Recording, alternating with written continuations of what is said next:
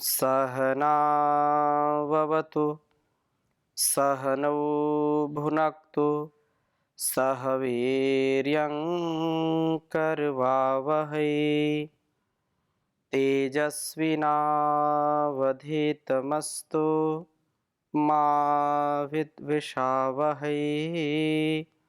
ओम शांति शांति शांति। वेदोक्त वाणी व्यवहार के इस स्वाध्याय में, इस कक्षा में आप सभी का हार्दिक स्वागत है, अभिनंदन है। वेदो अखिलो धर्म मूलम, वेद सब सत्य विद्याओं का पुस्तक है। वेद का पढ़ना, पढ़ाना, सुनना, सुनाना और मनसा वाचा कर्मणा अपने स्वभाव मिलाना हम सभी श्रेष्ठ जनों का, आर्यों का परम कर्तव्य है।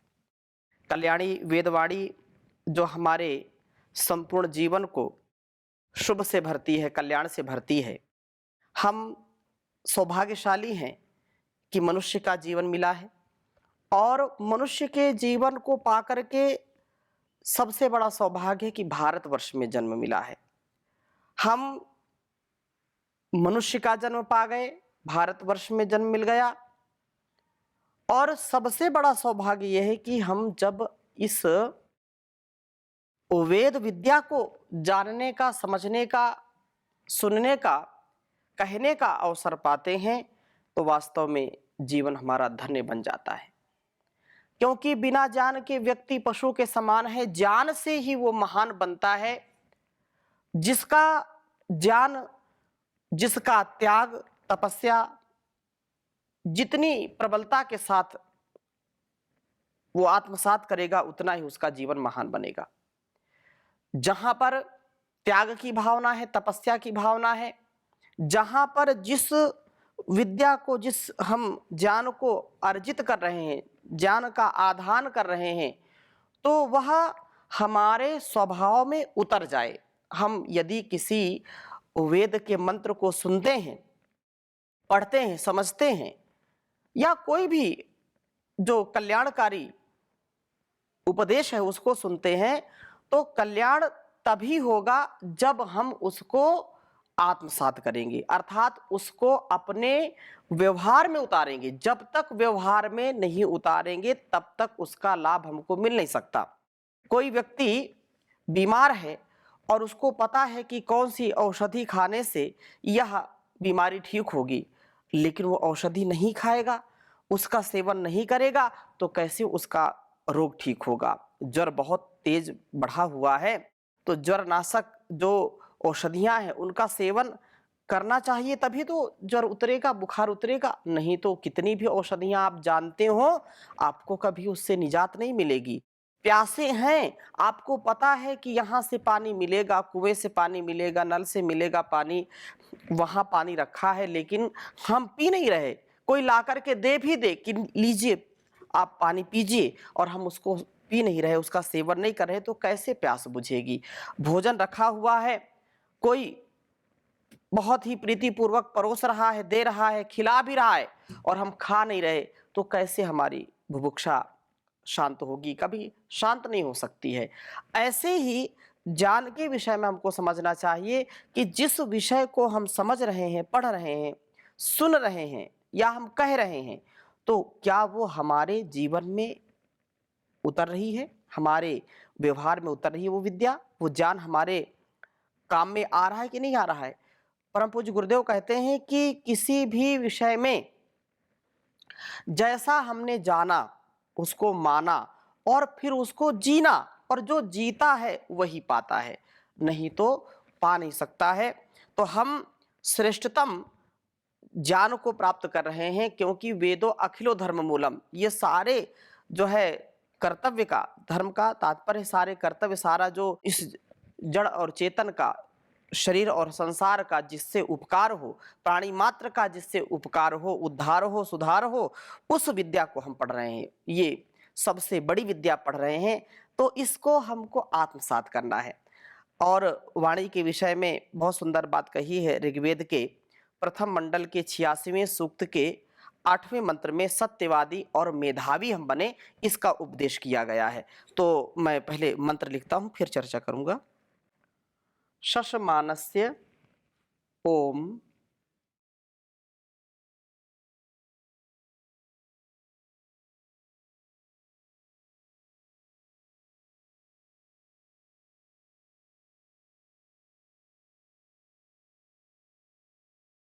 शशमानस्य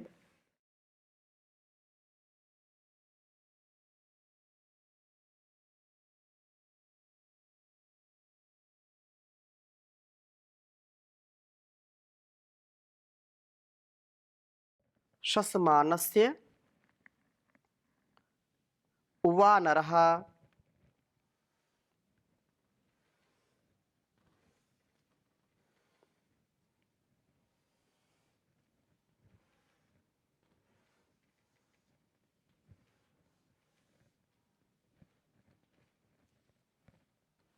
वानरः स्वेदस्य सत्यशवसः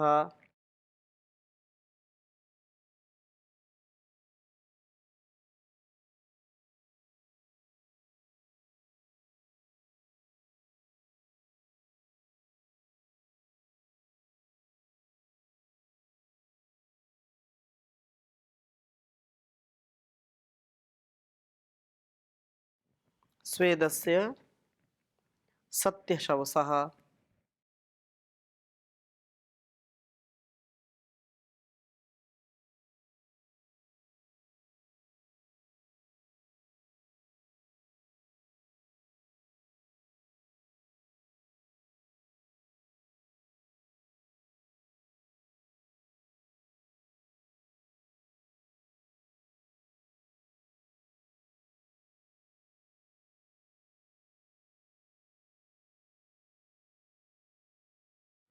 सत्यशवसः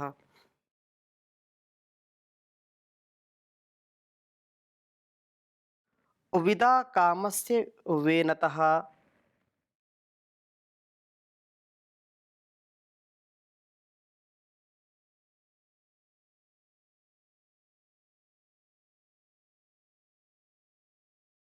विदा कामस्य वेनतः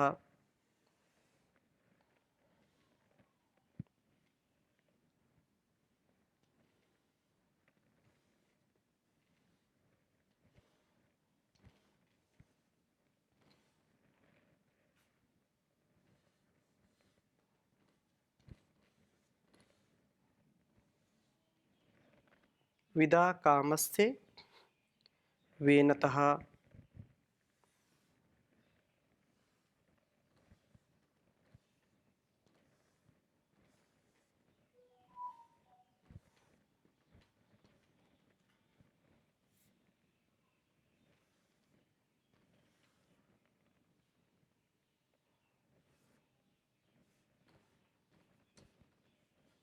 ऋग्वेद के प्रथम मंडल के 86वें सूक्त का 8वां मंत्र है यह। ओम शशमानस्य वानरः स्वेदस्य सत्यशवसः विदा कामस्य वेनतः। ओम शशमानस्य वानरः स्वेदस्य सत्यशवसः विदा कामस्य वेनतः। बहुत ही सुंदर वेद मंत्र है। कहा है कि हम सौभाग्य से युक्त हों। इसके पूर्व का जो मंत्र 7वां मंत्र है उसमें प्राण साधना से तन मन हमारा स्वस्थ हो, पाचन ठीक हो, हम स्वास्थ्य और सौंदर्य से युक्त हों और हम सुभग बनते हैं, सौभाग्य से युक्त बनते हैं। इस वेद मंत्र में कहा कि प्राण साधना से हम आलस्य से ऊपर उठते हैं और सत्यवाणी के धनी होते हैं, सत्यवाणी का ही प्रयोग करते हैं। शशमानस्य वानरः, हे नर नृणय, उन्नति पथ पर चलने वाले मरुतों, आप कामस्य विदा, इच्छा को लंभयता प्राप्त कराते हो, पूर्ण करते हो। किसकी? जो शश मानस्य, शश पुलतगतौ, स्फूर्ति से कार्य करने वाला है, जिसमें नाम मात्र का भी आलस्य नहीं है, या स्वेदस्य, जो श्रम के द्वारा अपने को बिल्कुल स्वेदस्य, पसीने से तरबतर हो जाता है, जो अपने आप के सामर्थ्य को बचा करके नहीं रखता। मनुष्य का जीवन पुरुषार्थ के लिए मिला है, पुरुषार्थ जब करेगा तो आगे बढ़ेगा, पुरुषार्थ से ही हमारे जीवन का उद्धार है। धर्म, अर्थ, काम, मोक्ष, पुरुषार्थ चतुष्टय कहलाते हैं। लेकिन इस पुरुषार्थ चतुष्टय की प्राप्ति के लिए भी हमको निरंतर गतिशीलता के साथ आगे बढ़ना होता है। जो आलसी व्यक्ति है, आलस्य जिसका छूटता नहीं है, आलस्य जिसका जाता नहीं है, वह व्यक्ति किसी काम का नहीं है। क्योंकि आलस्य से व्यक्ति अपने सामर्थ्य को भूल जाता है, अपने सामर्थ्य को खो देता है। बहुत विद्वान है, बहुत बलवान है, बुद्धिमान है, लेकिन आलसी पड़ा है। तो आलसी जब बनकर के पड़ा हुआ है तो उसके सौभाग्य को कौन जगाएगा? हम आलस्य को छोड़ने वाले होंगे तो सौभाग्य से युक्त होंगे। यही बात यहां कही है कि जो आलस्य से रहित है और जो पुरुषार्थी है, शरीर के पुरुषार्थ में एक पल का भी वो प्रमाद नहीं करते और अपने मन को सदा जो है सत्य शवसः, सत्य के बल वाला है, जो सत्य के द्वारा अपने मन को सदा शुद्ध रखता है और सत्य का आचरण करता है, सत्य से ही जीवन को जीता है। सत्य मन में है, सत्यवाणी में है, सत्यवादी है जो कभी भी मिथ्यावादी नहीं बनता है। क्योंकि आजकल का जो समय चल रहा है इसमें बड़ा उथल पुथल दिखाई पड़ती है और लोग इस बात को कहते सुनते मिल जाते हैं कि सत्यवादी बनकर के आज के जमाने में कोई बड़ा आदमी नहीं बन सकता, सत्यवादी बनकर के कोई धनवान नहीं बनेगा, सत्यवादी बनकर के कोई जो है प्रतिष्ठित नहीं बनेगा। ये जो बात है, ये पूरी बात ठीक नहीं है। जो लोग कहते हैं कि सत्य का समय चला गया, सत्यवादी नहीं बनना चाहिए, झूठ बोल करके अपने बिजनेस व्यापार को, अपने कारोबार को हम बढ़ाएं, झूठ बोल करके बड़े बड़े हम अट्टालिकाएं बना लें, महल बना लें, संसाधन इकट्ठा कर लें। जो व्यक्ति इस बात को कहता है और स्वयं वो करता है, दिन भर झूठ बोलता रहता है, असत्यवादी है जो, वह व्यक्ति भी एक बार भी नहीं चाहेगा कि मेरी पत्नी मेरे से झूठ बोले, मेरे बच्चे मेरे से झूठ बोले, मेरा कोई मित्र मेरे से आकर के झूठ बोले, उसको वो बात पसंद नहीं आएगी। अर्थात कहने का आशय क्या है कि सब चाहते हैं कि हमसे सब सत्य बोले, सत्य का ही व्यवहार करें, असत्य व्यवहार ना करें, मिथ्या व्यवहार ना करें, कोई हमको धोखा ना दे झूठ बोल करके, या हमको जो है पथभ्रष्ट कर दे, हमको जो है धोखा दे दे, विश्वासघात कर दे। कोई भी संसार में ऐसा व्यक्ति, चाहे वो किसी भी स्थिति परिस्थिति में हो, वो कभी भी नहीं चाहेगा कि मेरे अपने लोग कम से कम विश्वासघात ना करें, कभी हमसे झूठ ना बोले। अर्थात यह सत्य जो सदा रहने वाला है, और सत्यम शिवम सुंदरम सत्यमेव जयति नानृतम, सत्य की ही विजय होती है, असत्य की विजय नहीं होती कभी भी। लेकिन उसके लिए भी पुरुषार्थ करना पड़ेगा, नहीं तो समय बड़ा ही उल्टा है।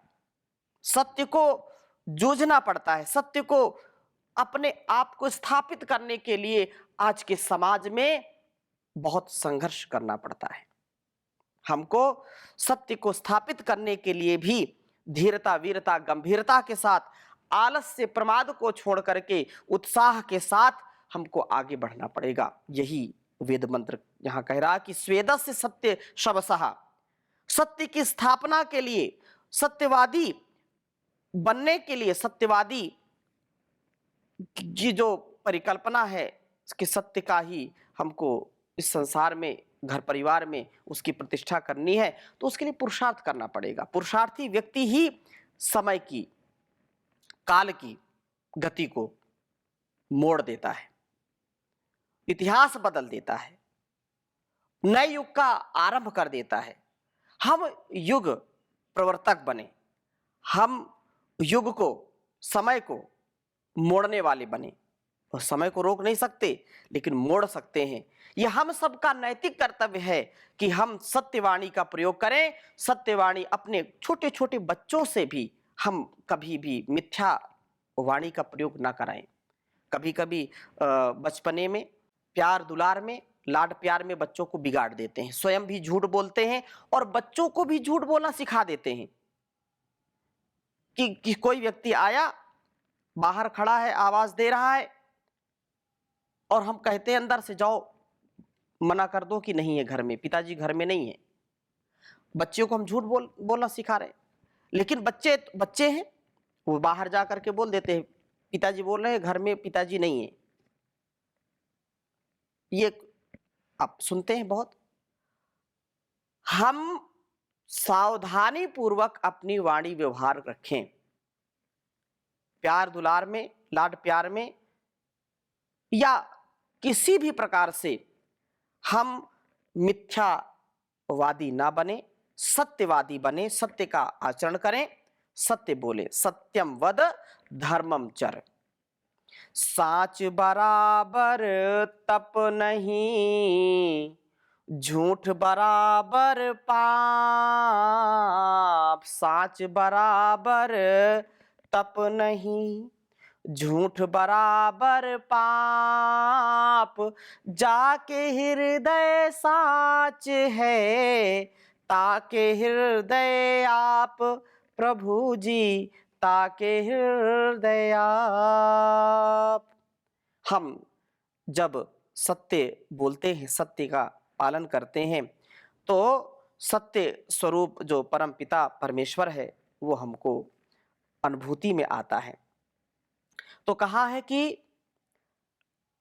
सत्य के द्वारा अपने मन को सदा शुद्ध रखता है और वेनतः जो विचारशील, मेधावी व स्तुति की प्रवृत्ति वाला है, वस्तुतः प्राण साधना के द्वारा ही हम में वे गुण उत्पन्न होते हैं जो कि सस्मानस्य स्वेदस्य सत्य सवसः तथा वेनतः शब्दों से सूचित हो रहे हैं। प्राण साधना हमें प्लुत गति वाला, अत्यंत श्रमशील, सत्य प्रधान तथा मेधावी बनाती है। तो हम प्राण साधना से, योग साधना से, ध्यान की साधना से जीवन और जगत की समस्याओं का समाधान करने वाले बने हों। हम व्यवधान में ना कभी फंसे, ना कभी फंसने वाले हों। हम समस्याओं से निकालने वाले हों लोगों को। हम स्वयं कभी इस संसार की दुर्गति के शिकार ना हो जाएं, अवनति के शिकार ना हो जाएं। उन्नति के पथ पर चलने के लिए प्राण साधना के साथ अपने मन, वाणी और व्यवहार को हम पवित्र बनाएं, उसमें परिष्कार सदा करते रहें। इस प्रकार से जो जीवन और जगत का कल्याण करने के लिए आगे बढ़ता है तो निसंदेह वह संसार में बहुत कुछ कर पाता है। ईश्वर की व्यवस्था इतनी महान है, वह हमको कर्म करने के लिए यह शरीर दिया है, संसार दिया है साधन के रूप में। परंतु बाधाएं भी बहुत हैं। इन बाधाओं से, विघ्नों से बचने के लिए हमको सदैव संघर्ष करना पड़ता है, लड़ना पड़ता है। जो संघर्ष करता है, धर्म के पथ पर चलता है, कभी विचलित नहीं होता है, वही इतिहास बदलता है, इतिहास गढ़ता है, नहीं तो पढ़ता ही रहता है। इसलिए बहुत सुंदर बात कही है, सृष्टि रचाने वाले कितना महान है तू, दाता दया के सागर, प्राणों का प्राण है तू। सृष्टि रचाने वाले, कितना महान है तू, दाता दया के सागर, प्राणों का प्राण है तू। पापी जो पाप करते, ना तेरा जाप करते, अपने किए कर्म पर ना पश्चाताप करते। पापी जो पाप करते, ना तेरा जाप करते, अपने किए कर्म पर ना पश्चाताप करते। उन पर भी मेहर तेरी, कैसा मेहरबान है तू, दाता दया के सागर, प्राणों का प्राण है तू।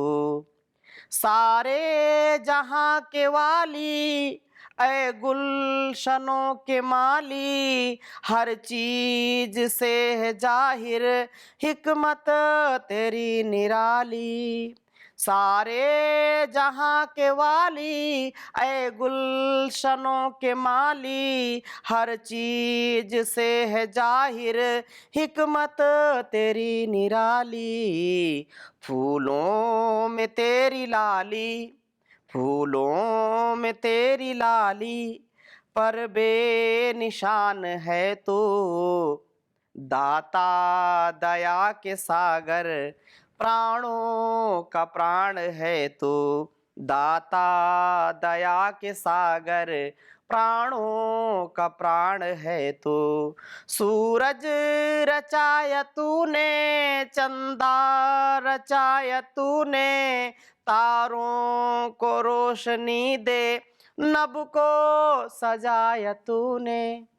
सूरज रचाया तूने, चंदा रचाया तूने, तारों को रोशनी दे, नभ को सजाया तूने।